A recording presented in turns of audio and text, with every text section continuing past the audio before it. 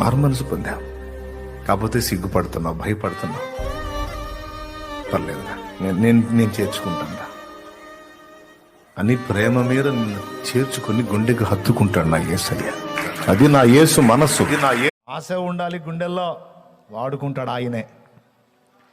నీ టాలెంట్లు, నీ తెలివితేటలో, నీ అనుకూలతలో, నీ డబ్బు, లేకపోతే నీ పలుకుబడి, నీ పరపతి, నీ హోదా, నీ ఏది అక్కర్లా ఆయనకి. నీ గుండెలో ఆశ ఉంటే, ఆత్మలను రక్షించాలి, ఉద్యోగాన్ని చూడాలన్న ఆరాటం నీ గుండెల్లో ఉంటే, ఆ ఒక్క ఆశ చాలు నిన్ను ఆయన శక్తితో నింపి వాడతాడు. దేవుడు నీకిచ్చిన మాటకు భిన్నంగా, దేవుడు నీకిచ్చిన వాగ్దానానికి భిన్నంగా, వ్యతిరేకంగా కోటి గొంతులు ఏకమై చెప్పినా నువ్వు లక్ష్య పెట్టొద్దు. దేవుడు నీకు చెప్పింది ఖచ్చితంగా